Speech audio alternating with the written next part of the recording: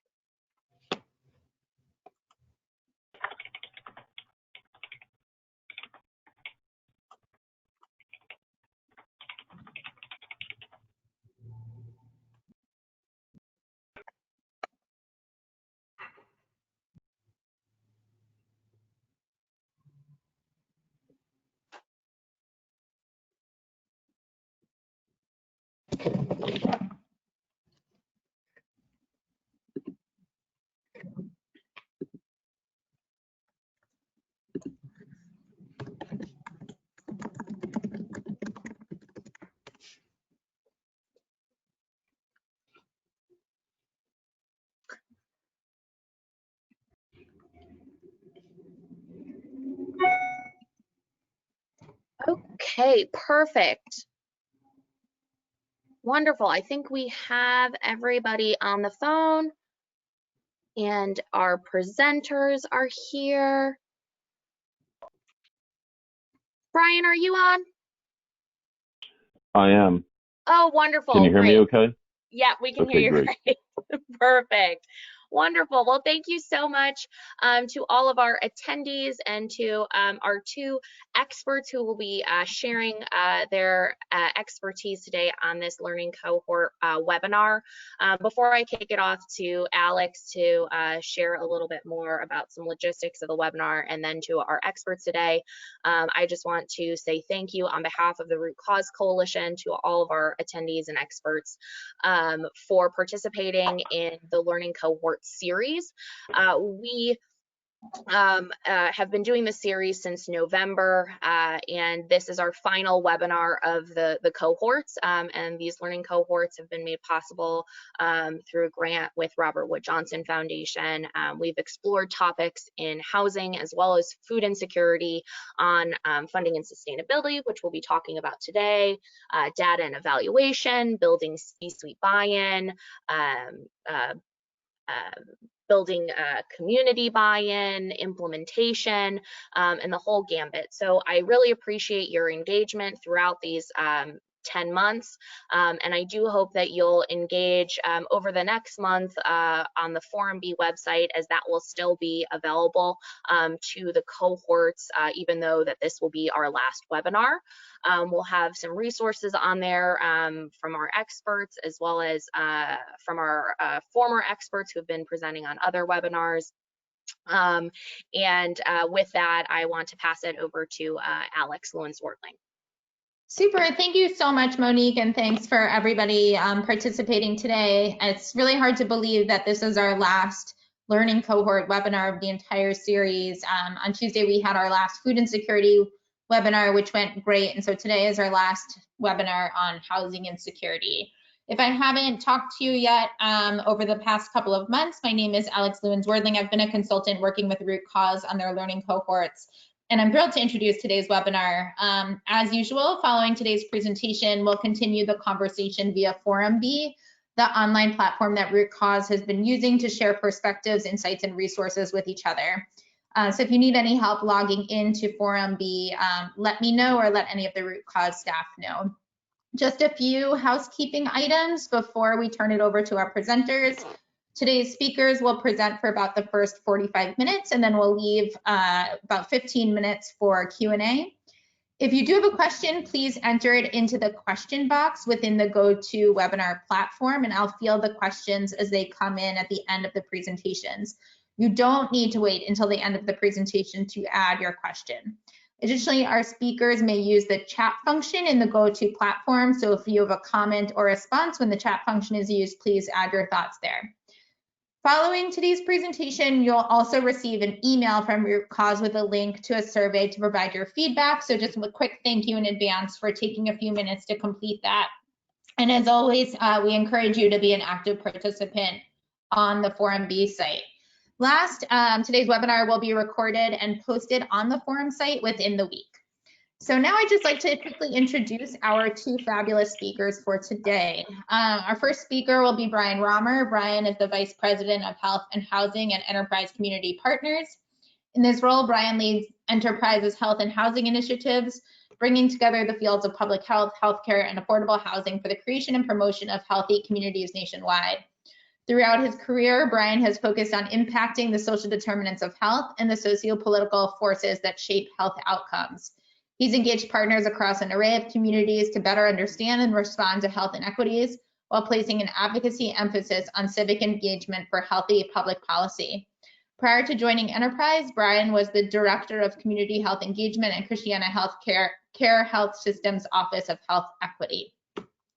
Our second speaker is Bill Barberg. Bill is the president and founder of Insight Formation, a Minneapolis-based consulting and tech firm that focuses on helping communities develop and implement strategies to collaborate on improving health and the social determinants of health. He's been doing work for several years on improving the techniques and tools to allow coalitions to be more successful in achieving collective impact. His clients range from large community efforts like Live Well San Diego to the work in Weld County, Colorado with the North Colorado Health Alliance, one of the Scale Pace Center communities.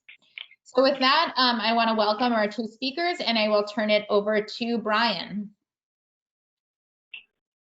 Thank you so much, and thanks to everybody who is joining today and is, deeply engaged in incredibly important work right now in many different ways, both to continue the work around health inequities that existed long before COVID, made its way to our communities, and is certainly amplified right now. So just thank you for that incredibly important work. I think the framing of this discussion today can't really happen outside of the context of the situation we find ourselves in. So, I want us to kind of keep that in mind as we're discussing the importance of investment and sustainability around not only housing, but certainly the interdependent issues related to food insecurity, economic insecurity, unmet health needs, et cetera, that continue to be present and certainly grow in the wake of this crisis. So thank you once again. We find ourselves really with a double challenge right now, beyond the critical health emergency associated with the pandemic. The necessary and immediate response has been an economic shutdown of unprecedented proportions. The challenge of restarting and in some sectors even rebuilding a severely stressed economy will remain, with inequalities in wealth, power, and control that we faced beforehand now amplified many times over. So in communities across America, and certainly in our own backyard, our response to such crises springs from deep-seated mindsets. It travels through networks of relationships, and luckily we have strong and I think like-minded relationships that permeate throughout these cohorts and certainly throughout the Root Cause Coalition, which means we really must use these relationships to ensure that our response is equitable, just, and deeply rooted. And one way that we can imagine that is through housing, humane housing, and housing as a vital condition in the context of these strategies. There was a new report that came out this morning from Community Catalyst, Community Solutions, that pointed to an expected growth of 40 to 45% homelessness by the end of 2020, which means, an additional 250 to 300,000 individuals on top of the unsheltered and homeless individuals and families that we currently have in this country, which is not only remarkable, but I think many of us would agree that it's, it doesn't need to happen.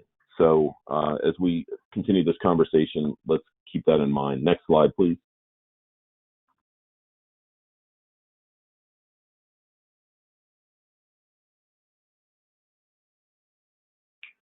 So the organization that I work for is focused on housing, obviously affordable housing, certainly for low income and moderate income communities. We've been working on these issues for 40 plus years. And, anytime there's been a disaster, whether it's been a hurricane, fire, floods, natural disasters in that sort, we always see the immediate need and crises around housing, shelter, adequate shelter, affordable shelter, and the social needs that go along with that as being a primary and certainly permanent element of disaster recovery. We've shifted a lot of our frame in the context of COVID response to focus on equitable recovery and strategies associated with using housing as an immediate platform to both deliver urgent needs and services, meet those urgent needs and services for residents, but certainly thinking about the long term. And when we think about the long term, we have to think about sustainability and certainly investment strategies that move beyond the typical allocation of resources that we have today. Next slide, please.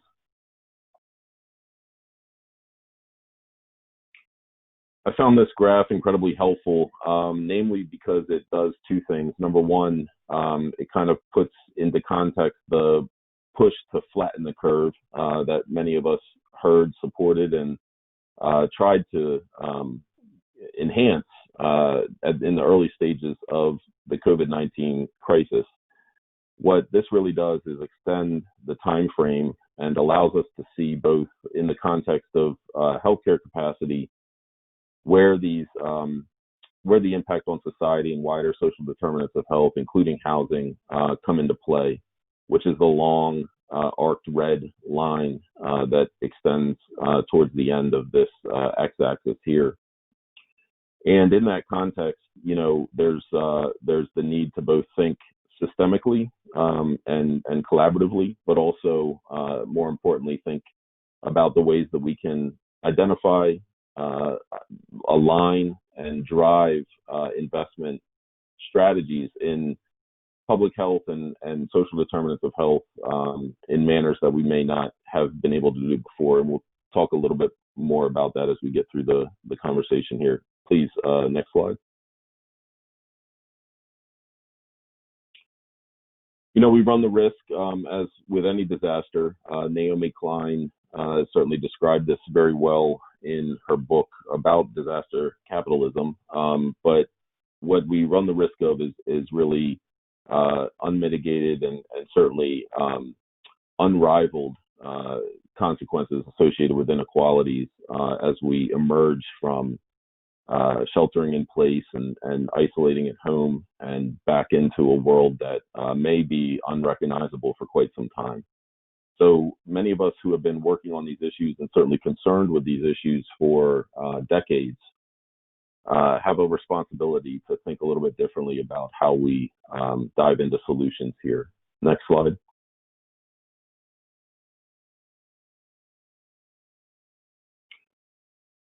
You can see in this graph, this comes from both Gallup polling as well as some nuance around some of the recovery and resiliency planning evidence that have emerged out of past recovery and disaster recovery work.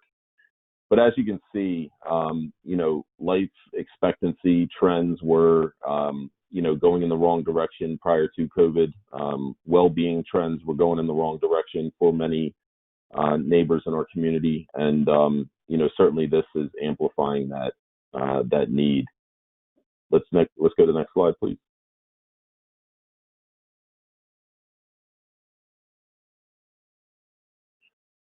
So what we really want to do now is think about what kind of enabling environment we hope to create for the long-term investment strategies and solutions that adopt not only housing, but a public health model, a social determinants of health focus on an equitable recovery. And what's listed on this slide are a few of the strategies that we think fits well with both the evidence as it currently stands and has historically been generated in housing as a platform for supporting health and well-being, but certainly understanding that there are pathways and levers now with federal funding coming to states, states needing to find ways to spend those resources in thoughtful, well-meaning, and coordinated ways. There are roles for organizations that have been engaged in these cohort discussions and have been a part of the Root Cause Coalition to actively advise and inform and hopefully operationalize some of those strategies. Next slide, please.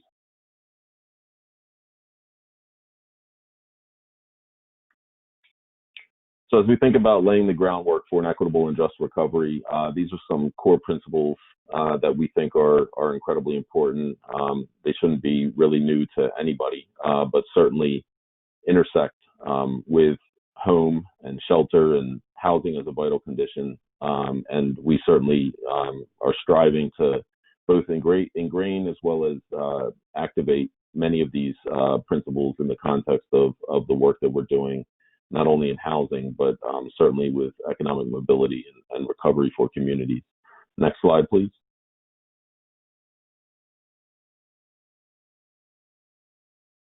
And again, these are some policy principles that we've been both supporting as well as sharing among our network of state and local policy cohorts and folks who are engaged in this work throughout the country.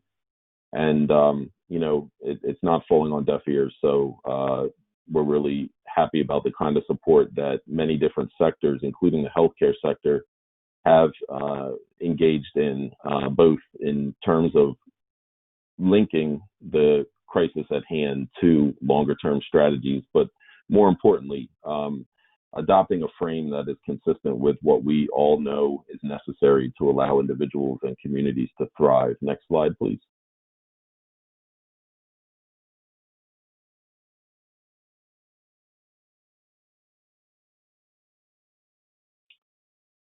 Thank you.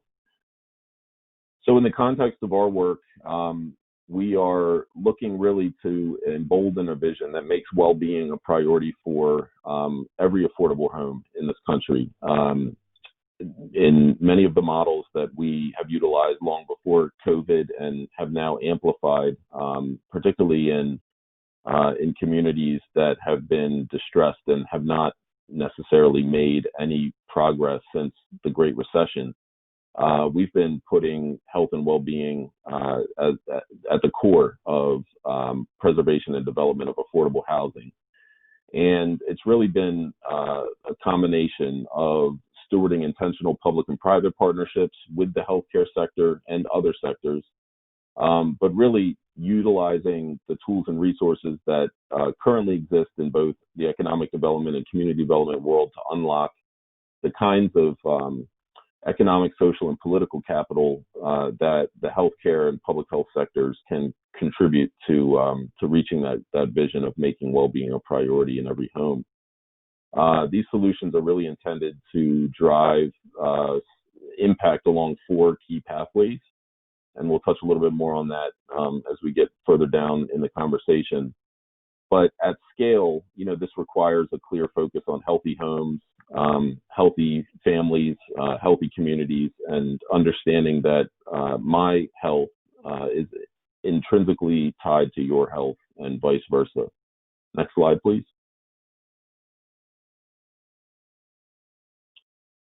So how do we get there? I'm sure that this is not sort of a new set of strategies or principles to anybody on this call, but it bears repeating often and frequently because we don't do a good job collectively of really thinking about how partnerships, alignment of critical resources, and certainly alignment of shared goals and impact can drive changes towards new systems that support the well-being for all. Next slide, please.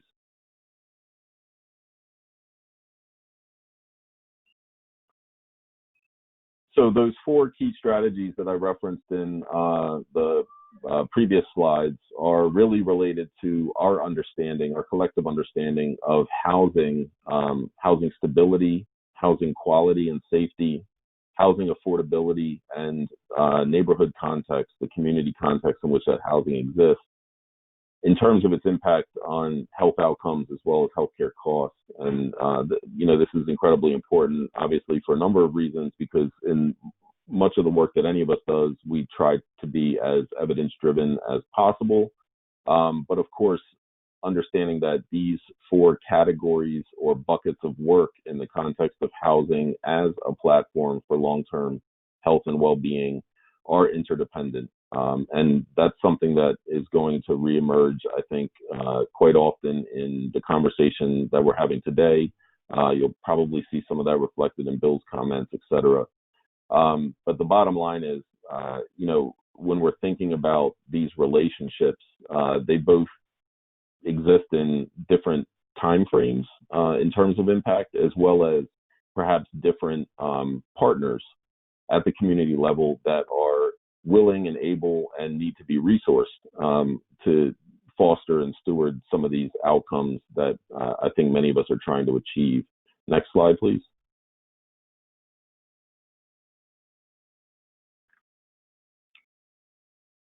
So in that context, our organization, and I tried to tailor this discussion today not to be, enterprise centric, but certainly reflective of the strategies that we think have been successful and can be adopted in many different organizational levels.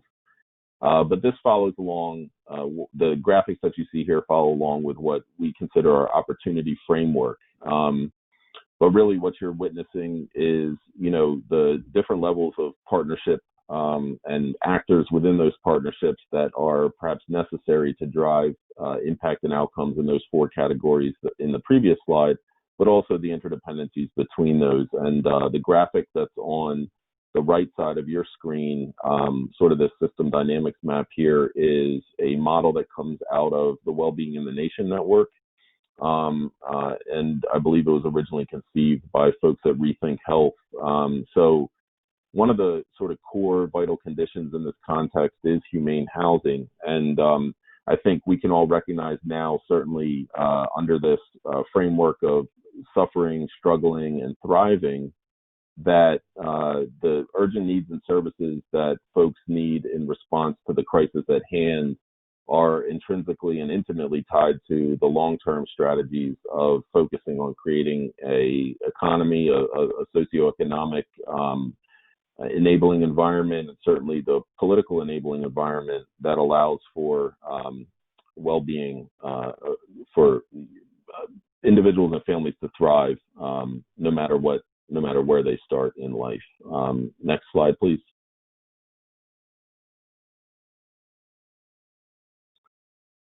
So obviously partnership is key here. We typically use our platform in sort of three key ways. This is with a focus on policy and expertise in local enabling environments when we consider the policy solutions that are necessary to sustain action in stewarding housing as a platform for improving health and well-being. But obviously the role of bridge organizations, community quarterbacks, whatever you want to call them, in harnessing convening power, bringing folks to the table who have both representative as well as diverse viewpoints and ways of engaging, being a trusted broker of those relationships, and understanding that the relationship brokerage in that sense is really critical to translating sort of shared opportunities for thinking about collective investment in a shared vision or a shared set of goals. Understanding that focusing on a collective resilient future is important, and having health equity as that frame is really critical to thinking about the time frame in which impact is expected to occur. and understanding that different sectors quite often operate on different timeframes and reflect the impact that they are both trying to make, as well as how they measure their success on different timeframes.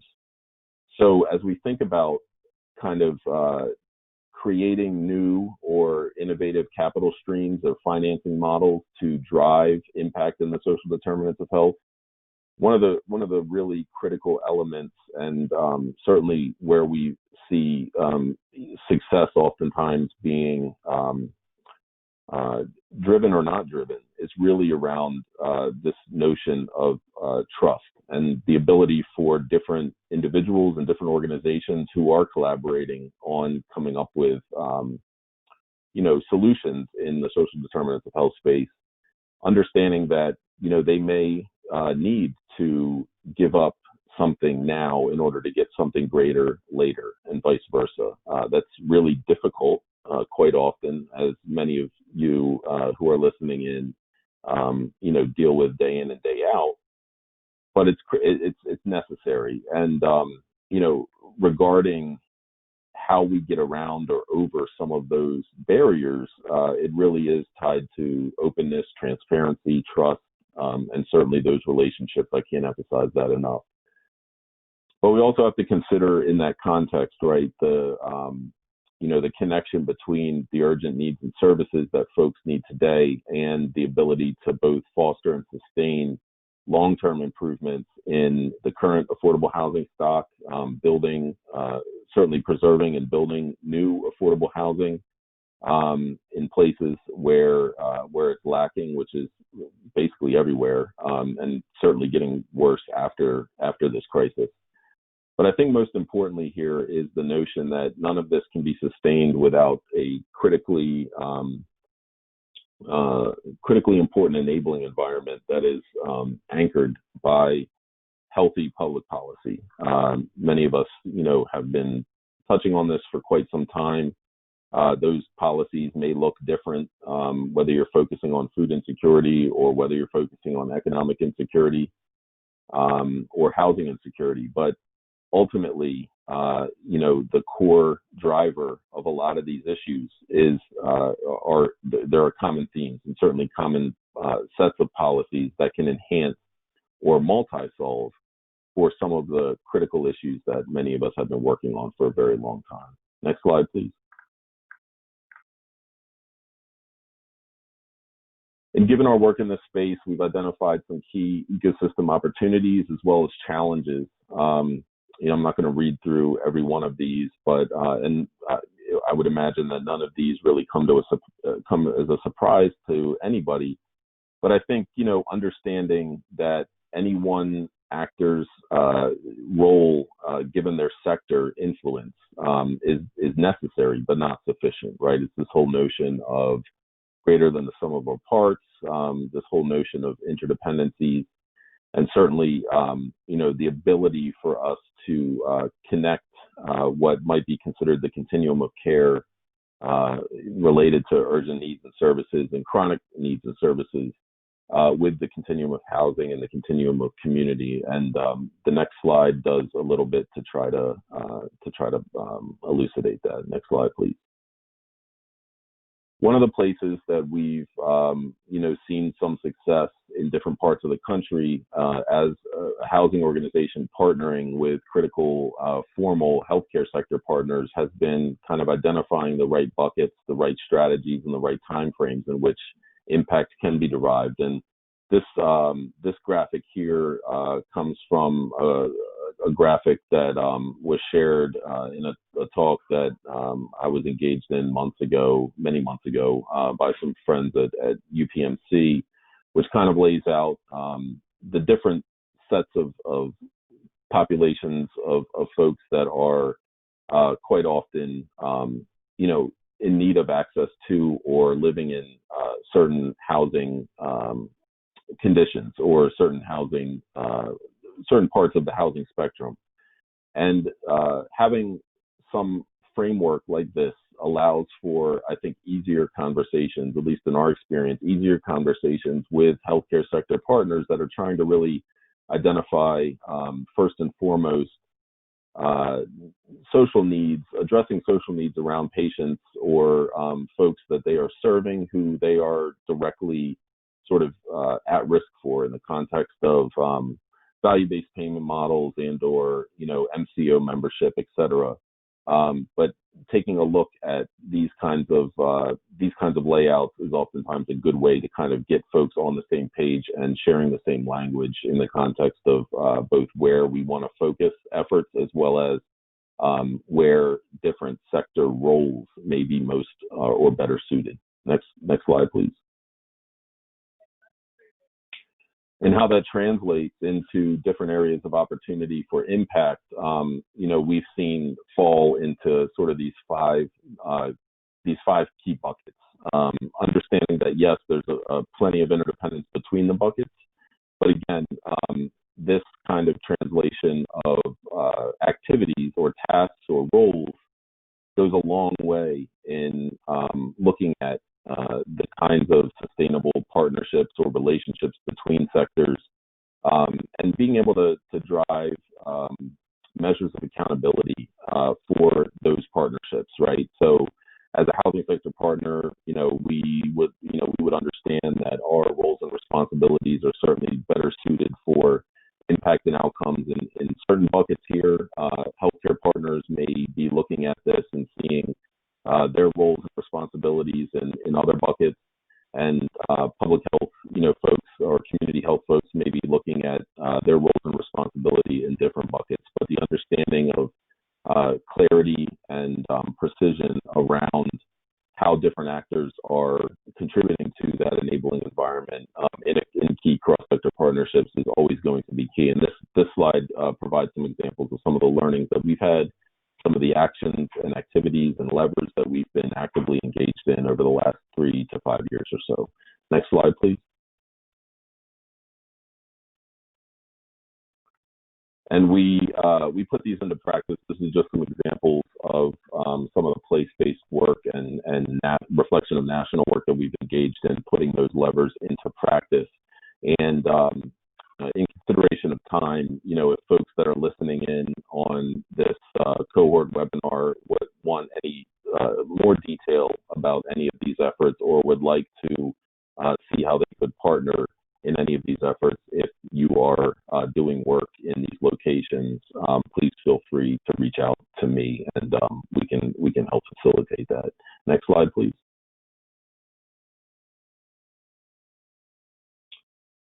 So again, when we think about sustainability of investment strategies around the social determinants of health, primarily using housing as that platform to do so, we really have adopted this idea of a functional and equitable capital absorption framework. The capital absorption framework is not new. It's been espoused and delivered in many ways by folks like the Center for Community Investment, the wonderful work that they do, and a number of other partners who have identified these 5 key areas of opportunities for impact in the capital absorption framework. And any means to both assess possibility for solutions, any means to measure impact should be sort of looking at these 5 buckets when we think about both sustainability of efforts, but also, making sure that we account for the most amount of impact that can be had in the space. Next slide, please. And these next 2 slides are just some examples of what we've been able to bring to scale in the context of that framework.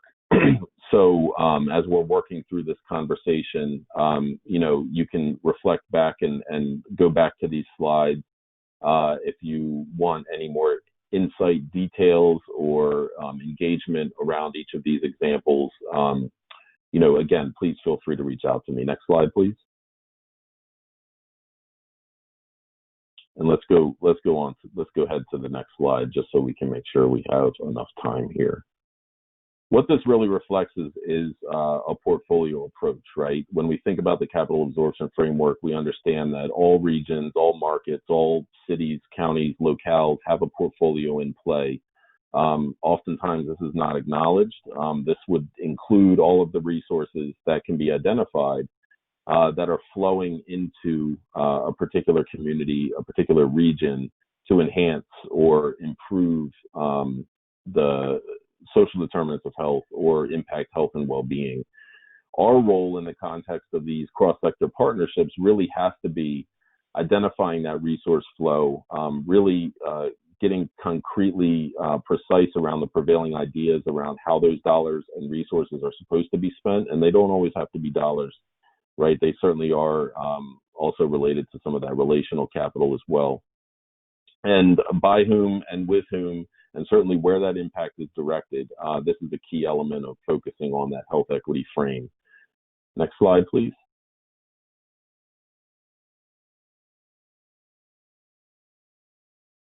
And again, the following 3 slides are provided some links inside of these slides. Again, feel free to reference as these are shared afterwards. You can click on the links, find more information about what this information entails, as well as some examples of how to put some of these resources into use. And I'll go ahead and wrap this up before handing it off to Bill, just to say, next slide, please, that, you know, now's the time to really dig deep into kind of where we envision we want our future to go, and really focus on building the community that we all want.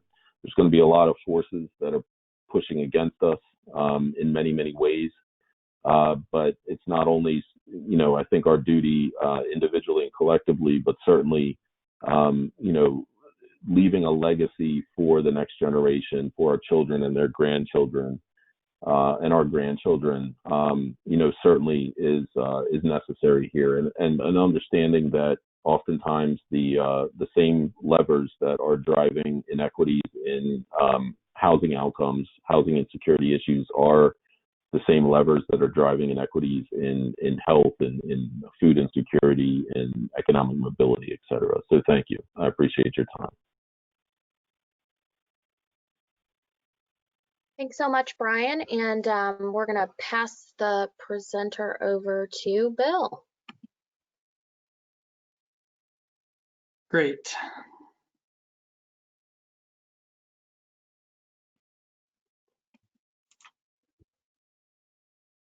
Okay. Well, thanks, Brian. That was a great foundation of a lot of the, what I would call more the traditional affordable housing work, where you're dealing with a lot of capital to do building, oftentimes, of new affordable housing. And what we'll be looking at in these next couple examples is what some people have said is really out of the box thinking, but it's looking at the sustainable strategies built around non-cash resources. And I'm going to be going through 2 examples, but these are 2 of the many, many examples that will be featured in an upcoming virtual summit put on by the Population Health Learning Collaborative that's coming up in August, but the materials are available. They're rolling out sort of week by week for early preview because this is such an urgent topic. We will show you how to get access to that at the end. So one of the things that we emphasize is, how do you make the most of abundant resources? It's going to, I probably, aside from this immediate issues going on around COVID-19, we can expect that getting funding and capital is going to become difficult in the future. So strategies can look at, how do we make the most of abundant resources? And this first one we're going to look at is empty bedrooms in homes owned by empty nesters. And just a little bit of background, if you look at the average size of the house from 1973 to 2015, it increased 62%, and houses in 2015 were about 3 times the size of typical starter homes in the 1950s, even though the household size has gone down, resulting in a 92% increase in square foot per person since 1973. Part of what this has resulted in is that the US housing stock has a lot of apartments and homes with 2, 3, 4, and 5 bedrooms, but many of the households, 28%, are single people living alone who don't have the option to get sort of the right-sized housing. Another interesting statistic to think about is this chart on the left shows the number of empty nest households, and this is in King County, which is where Seattle is located in the state of Washington, which is well known for having a tremendous shortage of housing, rapid housing, cost increases, and homelessness. But yet the number of empty bedrooms between 2000 and 2015 has increased to almost 200,000. And when you think of how expensive it is to add each new affordable housing unit through the typical development, this is certainly a resource to think about how do you leverage. In California, it's been estimated, in spite of their very large homeless population, there are about 20 empty bedrooms each night for each homeless person. Now, the thing to be very careful with is not to leap to simplistic solutions. And this is where people oftentimes, they take a statistic like that and they think, oh, what you're saying is we should take those people who are experiencing homelessness and put them in these empty bedrooms. And that is rarely wise or appropriate. But on the other hand, you still have these abundant resources that can become part of a larger strategy. And it's this community strategy that's often missing when trying to address these type of complex issues. So let's take a look at a scenario. Well, first, before that, I actually am in those statistics one of those empty nesters after kids went off to college. And my empty nest, we decided to rent out. And this was James, who's been renting in our house. He is a recent college graduate. He's a mechanical engineer. He saves hundreds of dollars a month by living with us versus renting an apartment. He gets his own private bedroom and bathroom, and he gets to share much of the house. And it's a win-win for us because we get a nice share of our monthly mortgage paid by renting out one of the rooms in our house. So when you think about that, all of a sudden it starts to open up different possibilities. Yes, you may have people experiencing homelessness, you may have people needing housing and support, but instead of necessarily building new affordable housing for them, think about ways to take advantage of homes with empty rooms. This might be a graduate student moving in, or an elementary school teacher, or a community health worker, or another senior. And each of these can be valuable win-win situations where perhaps some empty nesters get help paying their mortgage, or help with their retirement, or money for travel, or just reducing social isolation, which improves health and quality of life. But if you're having these people move into an empty room, not only is it a win-win for each of them, but those people are likely moving out of or not competing for the spaces in the relatively economical apartments that exist in that community. So those spaces suddenly open up for some of the other people who might need to move in, or there's less price competition because now you've basically created all of this additional housing capacity just by better using the abundant resource. Now, for some of these people that might need additional support, we'll start with the person who might, be experiencing homelessness. Ideally, they would move into some sort of transitional housing where they wouldn't be for long-term, but enough where they could get a care team and social support so that they would then be able to move out of that transitional housing into an economical apartment and still get the support of a care team. And I'll mention a little bit more of that in a next slide. But in this scenario, you had a big increase in the supply of affordable housing without new construction and with only modest coordinating costs to make all of this happen. Now, if we think specifically of the senior who needed housing and support, the simpler solution, but the expensive solution, is to build a supportive housing apartment complex with all of those services there for them. But the reality is those pieces generally exist in the community, or could exist in the community, for very little additional costs. So we showed the example where that person could potentially move into an apartment that might have been made available when someone else moved in to an empty bedroom. The additional supports are important, and this is where there's coordination, whether it's for finding a person to match into a home share, or whether it's coordinating some of the services for people who might need housing, training for people who are in unfamiliar territory, whether that's being a roommate or learning to manage chronic disease. And we're starting to see early examples of having the housing equivalent of a community health worker that could help people who need some help getting, navigating through the different possible opportunities out there. But this doesn't include the supportive part of supportive housing. But there are ways using telemedicine, using tele-support, and technology to be able to provide chronic care management and other things that are reimbursed by Medicaid or Medicare. And Care Harmony is an example of a company that does that.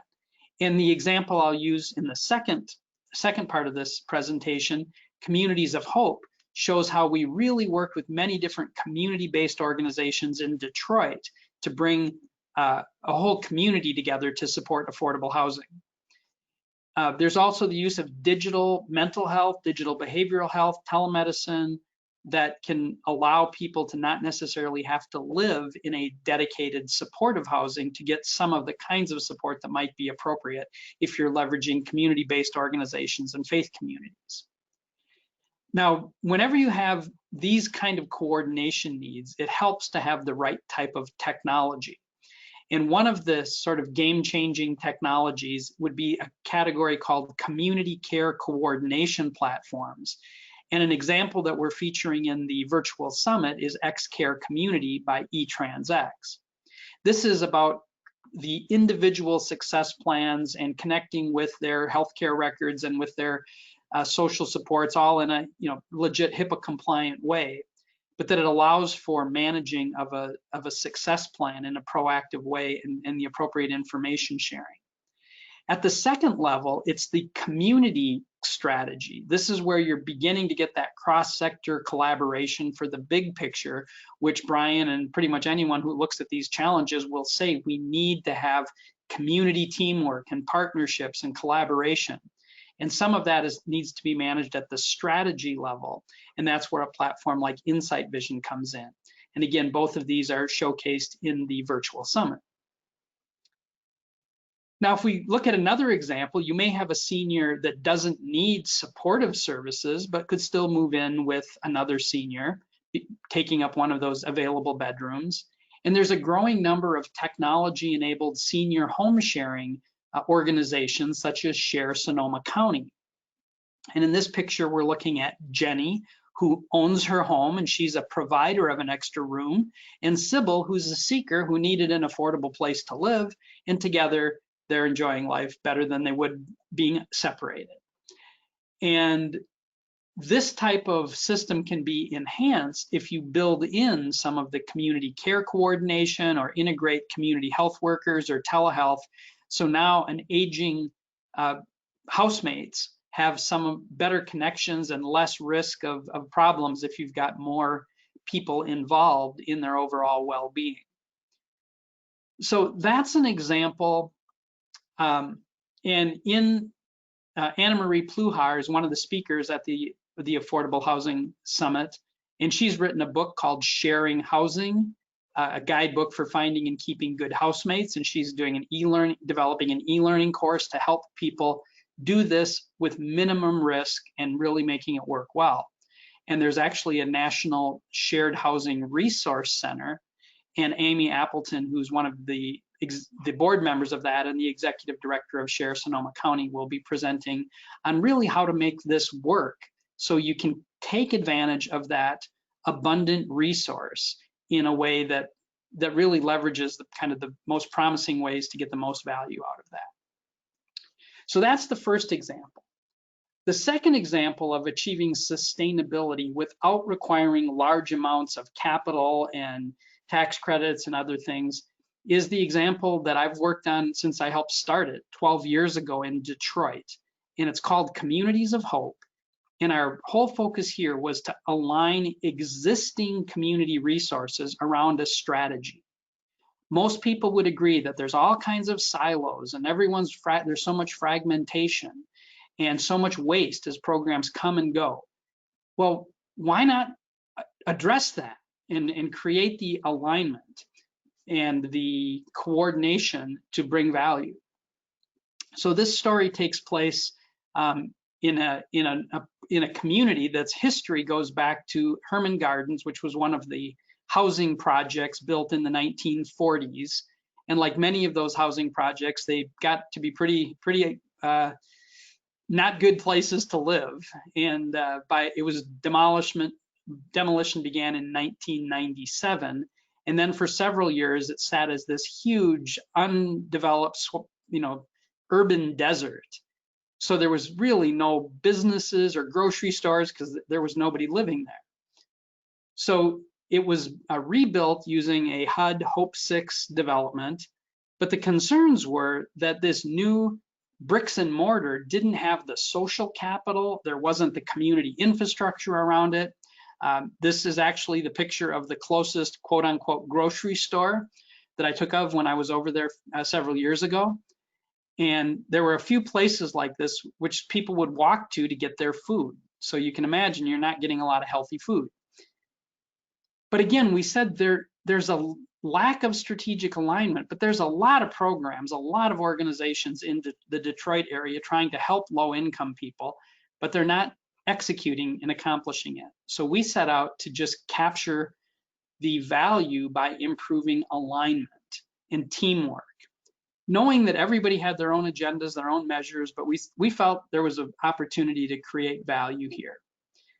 And so one of the techniques that we use is strategy maps. And this is one of the main strategy maps for communities of hope. Now, interestingly, when we started this, we had no budget, no staff, well, I take that back. The property management firm had a modest budget to hire us as consultants to help set this up, but they didn't have any staff for implementing any programs. But we began laying out a strategic framework of what would create communities of hope, with our intent of then going and finding organizations in the community that we could help be more effective with existing resources, and essentially do this by reducing waste and inefficiency. So we're going to just briefly look at healthy eating, and this little icon here meant we could zoom in to the next level of that strategy map. So we knew if we could increase healthy eating among communities of hope residents, that would enhance their quality of life, it would reduce chronic disease, it would reduce health disparities, and there were a lot of organizations that wanted to do that. But there wasn't a single silver bullet to do that. It would take many different things. And for time's sake, I'm just going to look at a couple. But the important concept here was not what could we do with no budget and no staff, but rather what would it take to succeed? And then how could we use our very limited resources to align efforts around others? And I compare it sort of to organizing a carpool. Once you've organized it, everybody's better off because there's more efficiency. But somebody's got to organize it, and that's where the strategy alignment came in. So yes, it was important to educate and inspire people to eat healthier. But even if people were educated and motivated and wanted to eat healthy foods, and there was no access to healthy food, this wasn't going to go very far. So we knew one of the key things we needed to address was access to healthy food. So we began looking at who in the community is trying to help get healthy food to low-income people. And one of the organizations we found was called Peaches and Greens. They were a mobile produce market. And we invited them to set up their mobile produce market in the community room at Garden View Estates. And they did, and very few people showed up. And the people who showed up complained that it was too expensive. And they said, well, this didn't work. And we said, no, wait. You kind of came on us a little bit too quickly.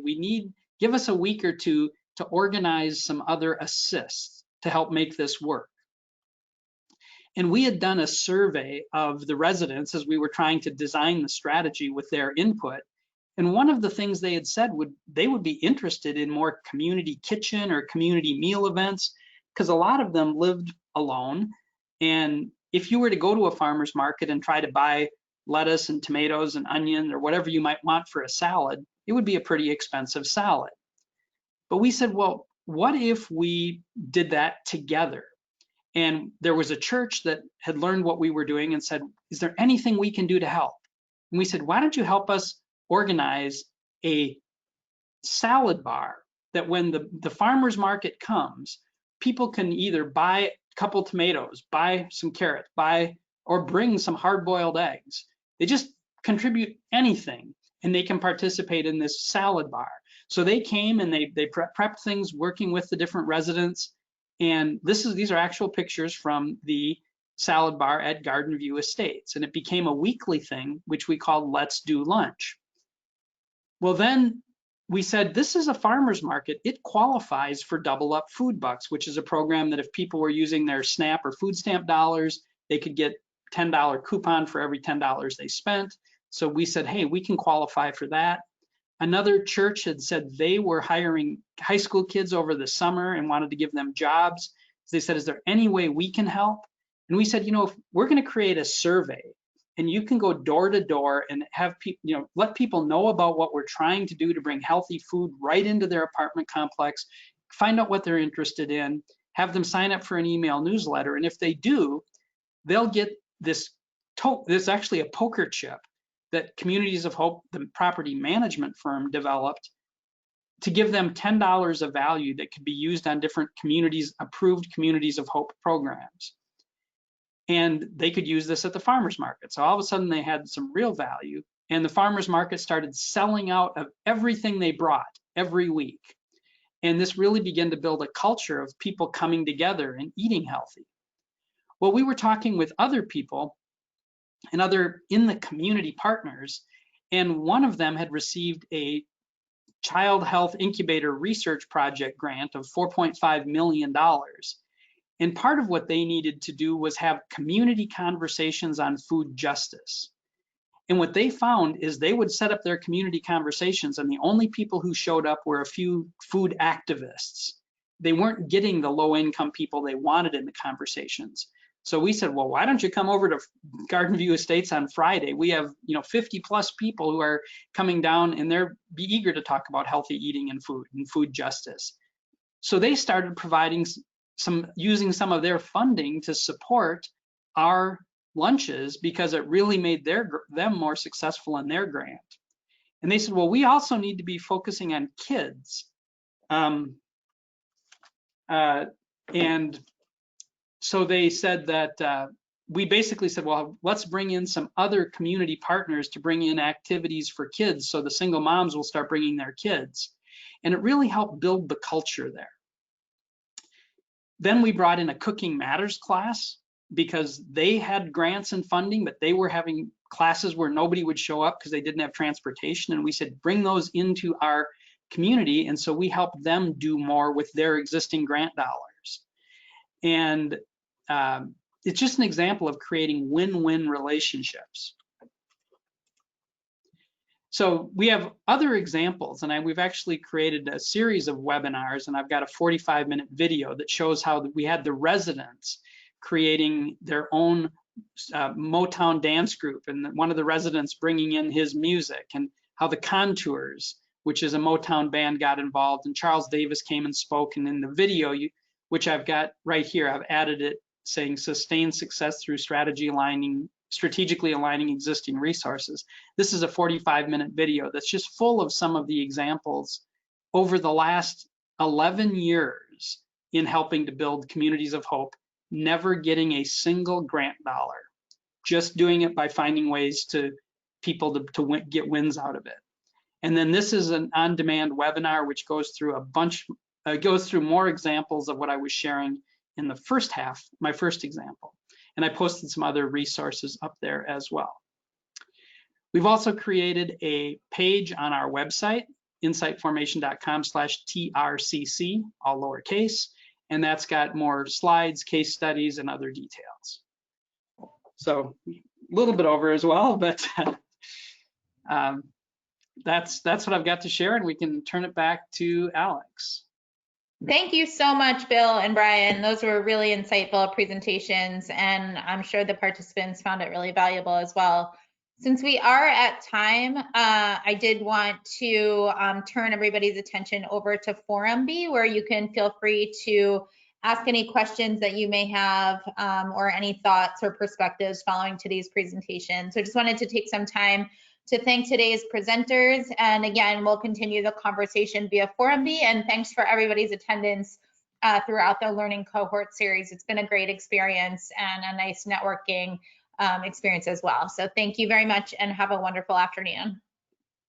Thank you. Thanks. Thank you. Thank you, everyone.